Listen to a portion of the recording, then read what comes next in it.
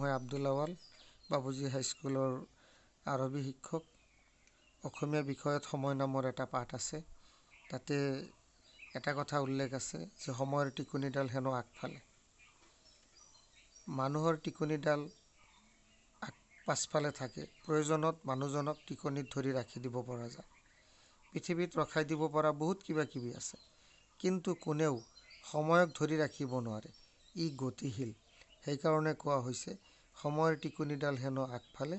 সময়ৰ আগতেই আমি সকলো কামৰ বাবে প্ৰস্তুতি ল'ব লাগে। সময়ৰ সদ্ব্যৱহাৰ কৰিব লাগে। তেতিয়া আমি জীৱনত উন্নতি লাভ কৰিব পাৰোঁ। ইংৰাজীত এষাৰ কথা আছে, time wait for no' man. সময় কাৰো কাৰণে ৰৈ নাথাকে। Time it is continuous. ই গতিশীল। So' we should utilise time. গতিকে আমি সময়ৰ সদ্ব্যৱহাৰ কৰা প্ৰয়োজন।